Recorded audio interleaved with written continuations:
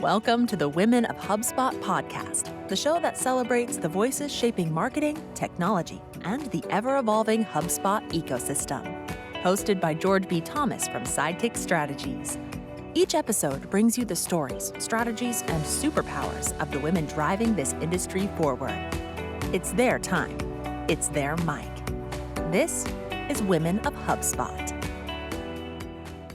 All right, it's your boy, George B. Thomas, and we're back with another episode of Women of HubSpot. And hey, if this is the first one you're watching or listening to, I'll give you a quick rundown. It was the Super Bowl. The Philadelphia Eagles were in the Super Bowl. No, I'm not necessarily a Philly fan, but I have some friends who are Philly fans. So, hey, there you go. The moral of the story is the quarterback had an all-women's team. My daughter started to conversate about that. I saw their face light up, and I was like, man, why don't we do this in our space? When I say our space, I mean the HubSpot space that I've been part of since 2012. I went to LinkedIn, Zero Strategy, just being a dad of women who were impressed by this thing. And I did this post. Hey, let's shine a light on the women of HubSpot who either work at HubSpot or work with HubSpot or use HubSpot. And all of a sudden, the post went nuts, to which I said, there's conversations here. My daughter said, yes, there's conversations here. And we started this podcast, and believe it, I tell you that these conversations have been absolutely amazing, and it would continue to go today because I'm not here alone. I am here with Dr. V. Dr. V, how the heck are you doing today? I'm doing fantastic, and I love the concept of this podcast. I love how you are listening to your family and watching their reactions, and from that place created change. So good for you. Great to be here.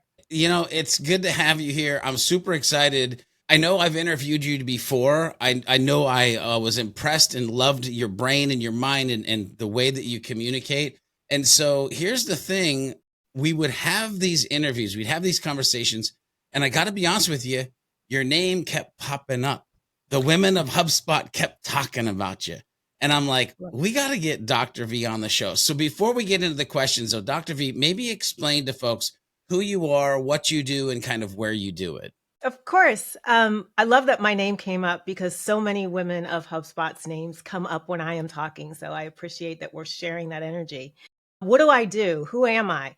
I'm a former single mom, felon, stripper, now two-time author, keynote speaker, and doctor. And I tell the truth about what happens personally and professionally and how to best navigate the situations that come up. I am currently the vice president of Disruptive Innovation at Lyft Enablement, which is a HubSpot elite partner. I love it so much. That intro, by the way, ladies and gentlemen, listeners, viewers, you should just know we're about to go on a ride. So, Dr. V, if we could go back in time, what would she be most surprised about where you are right now? Oh, gosh. Well, that's a great question. So thank you for it. I think young Dr. V would have been a single mom desperately fighting to make sure her kids had what they needed. And she was also very confused about what they needed. So you would see decisions that were incongruent with the desired outcome, but would make total sense. And she would explain them to you like they were fact. And I think that she would be most surprised at how poorly her choices shaped her life and how incredibly brilliant she remained as she made those poor choices. Like there is a brilliance to the human spirit and human condition when you make it out of the muck, especially when you've like literally seen the muck, identified the muck, and then jumped in for a swim, knowing you were going to suffocate. There's a brilliance, a madness, and a brilliance in that. So I think she would be really surprised at the choices that she made based on what truly did matter most to her, but how those choices ultimately got her in a space that allows her to do what matters most to her. I love this idea of the choices we make, and also the fact that you like see the muck, dove into the muck, but you know, getting out of the muck as well. It's so interesting. So this journey of like mother trying to do the best she can, going through the process, making choices, trying to live life, it kind of creates this journey. And I'm super curious on your journey that you've been on. Like, what are some of your biggest inspirations or mentors that you've had along the way? In a very self-serving way, I've never been motivated by dreams. I've always been very motivated by nightmares, like what I couldn't possibly allow to happen. So a lot of the choices that I make have been just to avoid the nightmare, with this undercurrent of something my grandmother told me before she passed, which was like, never do something that you wouldn't do on the corner of Murray Avenue. And she did not mean like the stripping prostitution part. Right. She really meant as you would stand in front of your community, make those choices. And I didn't always do that. And I remember after she said that, like, gosh, that really needs to be this guiding principle. Like, what would I do if I was in Pittsburgh standing on Murray Avenue? A lot more of those things align now than they did back then. But my grandmother was a huge, huge influence on me. And she remains so today, even in her absence. So we started by talking about choices. Now with your answer of like grandma being the inspiration or mentor, it's like this idea of visibility and decision making based on if you even put yourself in kind of that visibility matrix. Oh, very interesting. Okay, so I go into these questions, Dr. V, that I call the kind of valley questions. We do rise to the mountaintop for some funner, more maybe inspiring, but I think there's lessons to be learned in what you called the muck, the mire, if you will. And so let's go ahead and get into some of those questions. Have there ever been, Dr. V, hurdles, biases that you've had to overcome in your career? And if so, how did you actually navigate them? Well, there's been a lot, and there remains to be a lot. It's been over 20 years since I was off paper as a felon, totally had done my time, yet I still lose out jobs. I still can't rent apartments in certain areas. There's industries I'll never be able to work in again. There's people that don't want to know me, don't want to talk to me, don't want to be associated with me, or on the other hand, want to offer me some sort of forgiveness that I never requested and frankly don't need. So there's that bias. There's the other bias that I'm a Black woman, and that's tinged with some complexities, right? Because I have an appearance that is very Caucasian forward, especially if I just got my hair done. And a lot of times that means I'm in rooms hearing things that they might not say if they recognized I was in the room. And that whole dichotomy of when do you speak up and when do you not? Spoiler alert, if you're early in your career and you can't afford to speak up, don't. Us aunties and uncles will take care of it. When you can, please do. I think there's also a lot of stigma attached to the fact that I just say, yes, I was a stripper and did it sober and didn't have an issue with that. So what kind of person must I be? Well, the kind of person I am. So there's that. And a lot of the reason that I'm so forward facing and so vocal about what I've been through is I know I'm not the only one. I know that I'm not, but I might be the only one you come in contact with that feels comfortable saying it and owning it and really leaning into that.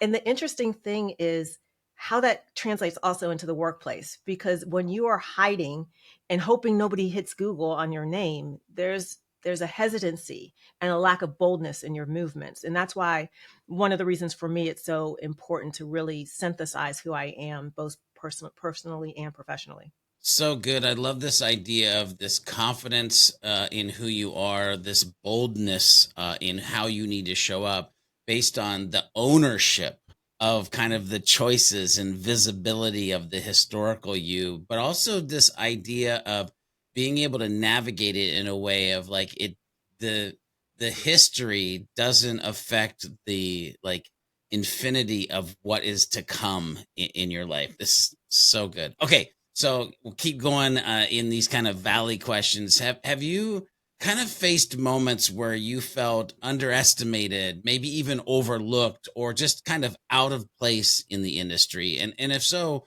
if one of those moments comes to mind, like how did you handle it? I think I'm always underestimated. I'm a woman. I'm 5'4" and like 110 pounds. I don't think people know what's coming their way when I come their way. I've definitely sat in positions and roles where I've been passed over for promotion year 1, year 2, year 3. When you see other people that don't have the same qualifications or skills getting those promotions or haven't made the same quantifiable or qualitative impact, that is the experience of, for me, a Black woman in the business space. There's a ton of obstacles to even acquiring a job as a felon. Even though I didn't have a life sentence, I still, again, have that experience of a life sentence. There's a ton of things you overcome as a single parent, including convincing your kids you're camping inside the house because the lights are turned off, or counting your change as you're going to the grocery store and they think it's a math exercise and you're trying to figure out how much you can actually spend down to the penny.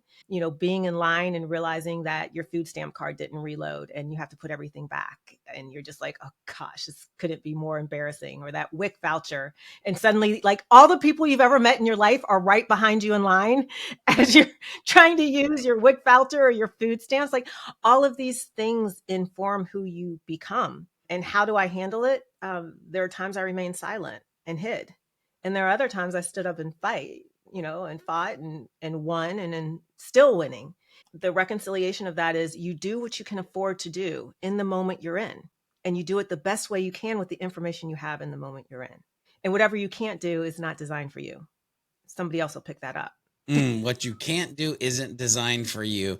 First of all, that might be a rewind point in the episode. Just get that notepad out, jot some of those things. I love your authentic transparency in this question. And it's interesting too, because before we got started kind of in the green room, you asked if I had a chance to see your book yet. Why don't you put the book up on screen so people can see that? Because this for me is like a moment where you're like, I'm just going to be me, and I'm going to put out into the world what I can put out. And it totally aligns with the answer that you just kind of gave, is like, it's time for me to say something. Here's the way that I'm going to deliver this to the world. I'm going to go off of our normal questions. Can you just give me a synopsis, and the viewers and listeners, kind of like a short synopsis of the book, the what, the why, kind of the how around that? Yeah, thank you. My second book is Unapologetically Disruptive, Hard Lessons, Simple Truths. And it's really centered around 4 basic lessons that apply personally and professionally. And this book, this was hard to write. The first one was kind of fun. It was like, haha, what'd you say about me? This one is like, haha, what'd you say about me? And how did it impact my life? And how could it help other people avoid missteps? It is a wild ride. It is 100% true. Which is not a brag and not an apology. It's just facts. And it talks a lot. One of the quotes I really like from it, are you allowed to like quotes you did yourself? But anyway, okay, so here it is. Never allow anyone to determine your significance, especially in environments where wounded people sometimes mistake control for leadership. So it's that kind of book. It talks about what happened in high school. It talks about what happened in college. It talks about what has happened in my corporate experiences. And it talks about some things that I've gotten wrong and other people have gotten wrong. So it's a wild read. Buckle up. It's a very quick read as well. Love it. So good. Okay, so let's go ahead, kind of dovetail that or bookend it. No pun intended.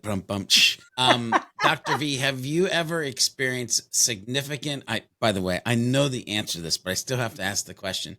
Have you ever experienced a significant failure or setback in life? And based on the one you pick, what in the world did you learn from it? Before I went to prison, I had a really great boss. And he was a VP of procurement, I believe was his official title. And I was learning so much from him. And he went on vacation, and the office environment really shifted. And when he came back, I said, I'm so glad you're back, because while you were gone, I applied for all of these different roles because I just didn't think I could take it here. I'm not exactly sure what I thought his response would be, but it wasn't like, oh, I'm so glad I'm back. Also, it was like, oh, you're disloyal and let me go contact HR. And that is literally what happened. And it was bad. It was really bad. And I had also interviewed someone because I was going to be getting an assistant. And I said to this person out loud, I want you to be my assistant because there's times I need to run and drop off my dry cleaning and I need someone here to cover. Like, I couldn't have been more immature, more ill-prepared, more unprofessional, more. And what I learned is, number 1, sometimes you're wrong. Number 2, your words have consequences, which is okay. You just have to be prepared to pay the piper. And number 3, if you don't start at the beginning of a story, people won't be able to follow. Like, for example, I didn't say, I've enjoyed learning so much from you. I realized what would happen if you weren't present. I know how much more additional learning I have to do. I started examining opportunities that would allow me to continue to grow while you were out of office. That is a totally different conversation than I'm about to skip out. You like that? Yeah. But those lessons are still things I struggle with. I still start in the middle of stories. It's just how my brain kind of works. Doesn't make it right. Just makes it a skill area to work on. Yeah, I love this idea, first of all, of knowing how your brain works, because then you can try to reverse engineer like, hey, this is how my brain works. Let me go ahead and add this additional context into the story that I'm about to tell. And there's just so many good pieces. Oh, okay. So let's kind of crest up the mountain here a little bit because I'm Okay. super curious for you, Dr. V. What does empowerment mean? And how do you kind of pass that on to others in your field? Oh, in like 10 seconds or less. Yeah, no problem, George. It sounds great. Empowerment for me is choice. Full stop. It's the choice to be as traditional in your relationships, personal and professional, as you want to be. It's the choice to be as non-traditional. It's the choice to say the things that you want to say and be able to withstand what comes back at you when you push that out. So empowerment is not about who's opening the door. It's about the fact that you are very solidly and firmly planted in the fact that you can open that door to the fact, to the full fact and feeling that if somebody else wants to, you're still planted just as firmly when you see the door open for you. That'd be a good way to sum it up for me. I love that. So now that we have this kind of shared understanding of what you consider empowerment, Dr. V, I'm super curious if you could share a moment in your career where you felt especially empowered or proud of something that you achieved. I've had the privilege of doing a lot of really cool things that come with numbers attached to them and dollar signs attached to them.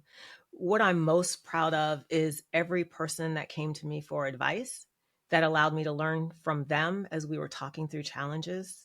Those very small moments, names that'll never be said, activities that'll never be on a performance review. The fact that those people trusted me, respected me enough to ask my opinion, and felt safe enough to show up as their authentic selves to work through things. There is no honestly greater ego boost, and there's also no deeper connection to being human than being able to show up in those moments and have the privilege of supporting someone when they need it most. That's why I write the books. That's why I answer every LinkedIn message. That's my dharma. That's my fuel. Your purpose, if you will. I love this, ladies and gentlemen. I would beg you to write down the idea of trust, respect, and safe. Because those three words, if you're going to have any type of like inspiration or mentor ability, those are definitely words that you should be focused on or impacting. So good. Okay.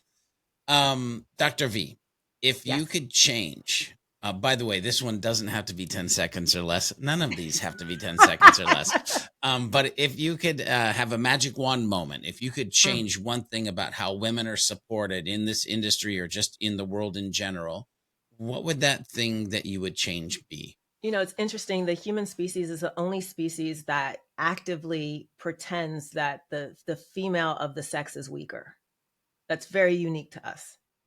And I would very much, if I had a magic wand, want to give safety to those that identify as male that are participating in the narrative of women being less than. And I think in order for that to happen, the underlying wish is for safety.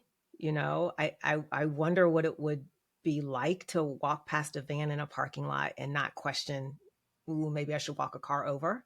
I would love for women not to be underestimated.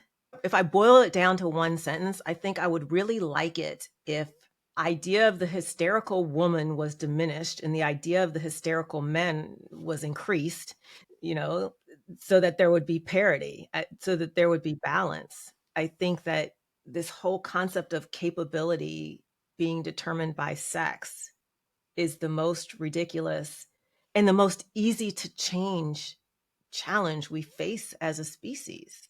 It just doesn't, it biologically doesn't make sense to think of women as weak or less capable when we endure the most painful experience of childbirth. It doesn't make sense for, just because men can lift heavier things, it doesn't mean that's all they're good for. And just because women physically may not be able on average to lift as heavy things doesn't mean we should never have the opportunity to lift them. I don't understand this need to demonize or add this fragility to one sex over the other. And it's baffling to me. And I don't have a reconciliation for it that makes sense. It's interesting because when you said the words like lift these things, my brain did a very interesting thing. And that's part of what I love about these conversations, just sharing kind of sometimes where my brain goes. When you said the word lift these things, I literally in my brain went physical, mental, spiritual. Because it's not just about, like, I don't want people to think of like a gym scenario with what Dr. V said, like emotionally lifting the thing that needs to be lifted in the moment when you're in the middle of a boardroom, or spiritually needing to lift that thing because somebody came to you with a question that is like so rooted in who they believe they are because of where they came from. Like, these things have nothing to do with the sex of male or female. So good. Okay. So Dr. V, this is literally called the Women of HubSpot. So I have to ask at least one HubSpot related question. And so I'm Okay. super curious if there's any particular tools or strategies or trends in HubSpot that might Mm. excite you right now. I mean, the AI integrations are pretty wild and wicked, and I love to see them, but it's such a broad. HubSpot does so many things. And it is just an incredible tool, especially as you're a young business starting out, just to be able to organize all your information. I think the thing that is most enticing about HubSpot is, and will always be, it's just easy to use.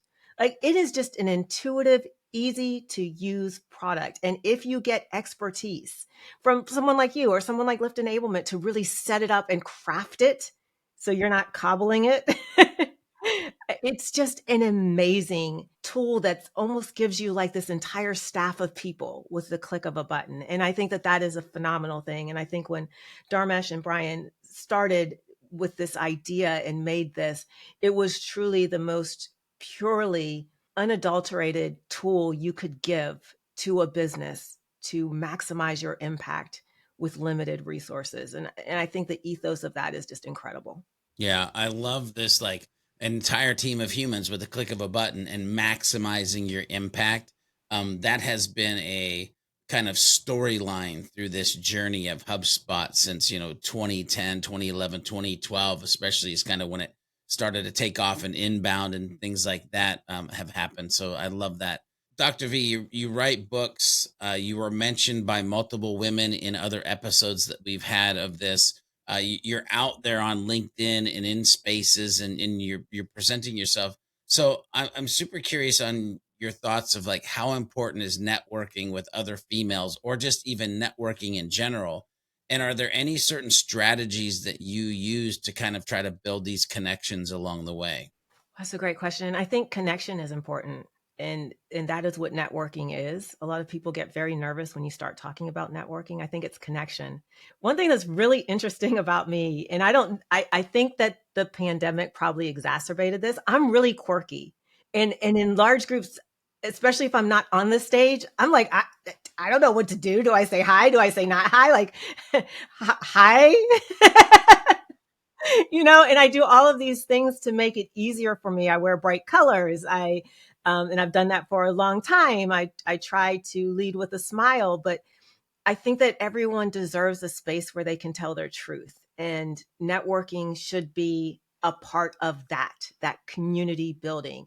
And look, not everybody's going to tell their whole truth the way I tell it. And I'm not saying that that's the right way. It's the right way for me. But even showing up and saying what you do and what you're good at and introducing yourself, like, that is telling the truth. And I think that networking and community is so critical. And I think especially for underrepresented groups, in this case, women, it is important, because when if you sit back and you imagine yourself in a room full of anyone other than what you are, and you are the only one, you get a glimpse into what it's really like to be in one of these marginalized categories. And just seeing someone that looks similar to you, that changes things. And I think that networking is a part of that, because you will see someone that looks like you. But when you learn about that person and you learn how that person is like you, that just adds more scaffolding, more solid ground, more of a solid state to climb from. So that's why I think it's important. And that's why I force myself to do it, even though I'm probably the most awkward person you're going to encounter in real life. Too funny. I love this idea that you boiled it down. You kind of jetted away from networking and boiled it down to connection. I love that it's about the truth, like your truth, and how much you're willing to share of that. But this idea of like seeing that there others are like me, and I don't feel like the only quirky one or whatever type you are, on the planet. There's more like me. Okay, then that makes me feel like I can navigate in this world that I'm in. And I love how your questions, there are threads that you could grab and go super deep on these kind of topics, but yet you're able to just give this overarching answer that for my brain, and hopefully the viewers and listeners, you're like, man, I want to listen to this and then like dig even deeper, which by the way, again, maybe get the book or books, and then you can dive deeper into Dr. V's brain as far as that goes. Okay, I'm super curious, and I always love how people kind of step back and think about this one. You've been on a heck of a journey. You're out there being authentic. You're telling the truth. You're trying to, build the best life that you can have for the people around you. What so far has been the most rewarding aspect of your career? This is not shameless self-promotion, the books. Look, here's the deal.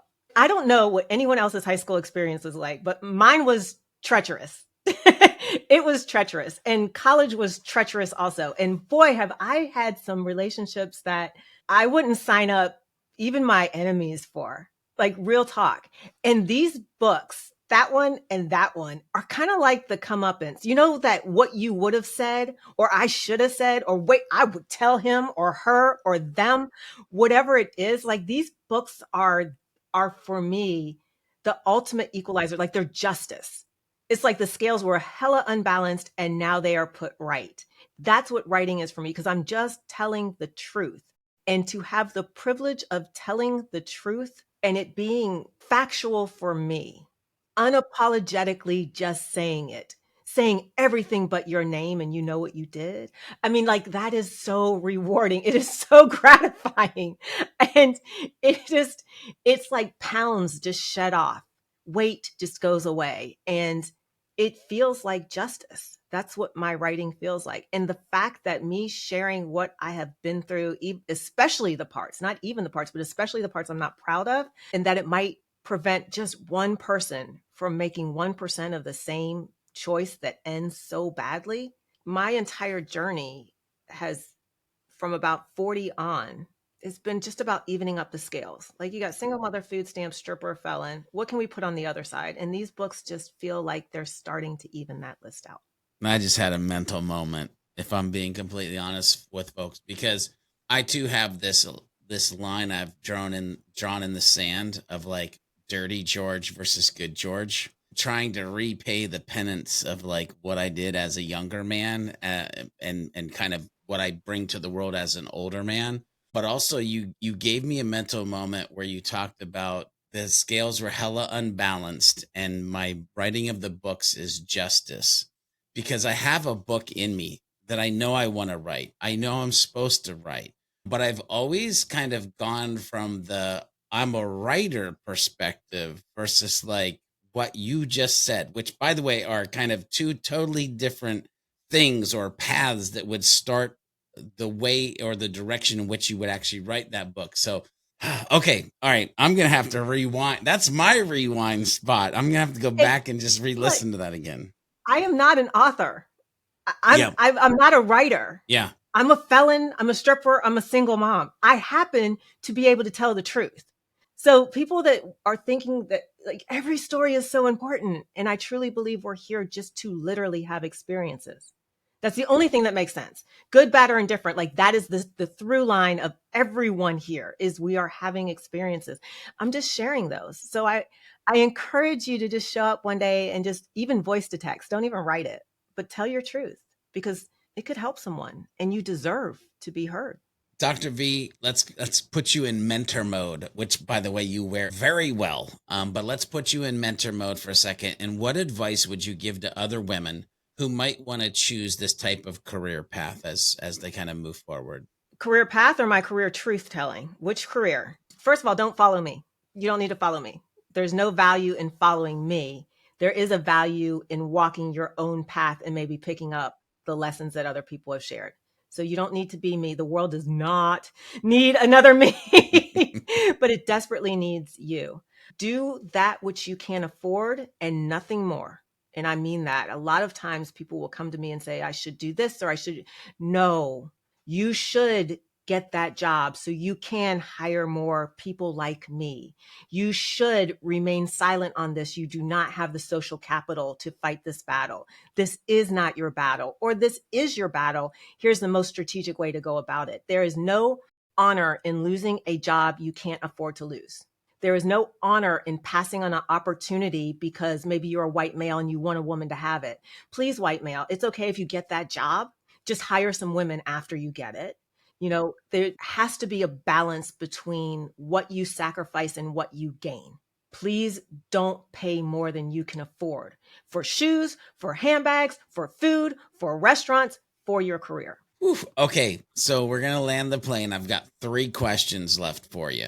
These are what I like to call kind of the mountaintop questions. Number 1, you've been on, again, one heck of a journey. You've done some amazing things. You're literally sitting there with a dope background, 2 great books. So you got here. Now, Dr. V, what are your long-term goals? Number 1, I'm very suspicious. Like, I still have my goals under here where nobody can see them, like my wish list. I was like that even when I was a seller at Groupon. They'd be like, how many contracts are you going to close? And I was a pretty quick closer, not necessarily big deals, but very fast. And I'd be like, I don't know. I can't tell you. And they'd be like, well, you average 4 a week. I can't tell you. But I would always have a number in my mind. I would love for everyone to hear someone say that they represent a category that they are most ashamed of personally. I would love for everyone, for the worst thing they did, to see someone successful say, yeah, I made that mistake too. And I'm still here. And I'm not apologizing. And I'm not asking for forgiveness, except if you've entered an individual party, right? If I can be a part of that, I think that would be phenomenal. Because when somebody reaches out to you and says, I have a felony also, I've been hiding at work. My mom was a stripper also. And I'm finally not embarrassed to say that to someone else. Like, I think that anything that I can do to lift the shame of someone's chosen experience, and you chose it in some shape or form, right? Like, we don't really happenstance into much. There are some things, but that is my long-term goal. So if that means that everyone reads 1 page of my book or sees one of my LinkedIn videos or sees 1 post, whatever that is, that would feel like success for me. So good. Which, by the way, I'm going to circle back around to that success statement here in a minute, because literally that was about your long-term goals. Question number 2. And by the way, we learned a lot about you immediately as soon as we started the interview or this conversation. But what is one surprising or little known fact about you that people might not expect? I'm really boring. I'm really boring. When work ends today, I will put on like sweats. I try to make sure they're clean sweats just for the benefit of my husband and my cats. Like, so I'm not disgusting. I bet the cats wouldn't care as much. And I'm going to do puzzles on my iPad all day long. Puzzles. Like, I do puzzles all day long. I will sit in bed for hours doing puzzles. I am really not that exciting. Even though the book is like, she did what? Yeah, I'm pretty boring. It's funny because people do get this perception of like, well, what the life must be like of somebody who is this person. And I love that you're like, it might surprise you that I like sweats and puzzles. Like that's it right there. So good. Okay. Last question as we land the plane. Finish this sentence for me. Success to me means blank. Helping others, telling the truth, representing, showing up when you are the only one, and being unapologetic for the choices that you've made, except when they impact other people negatively, in which case you owe an apology.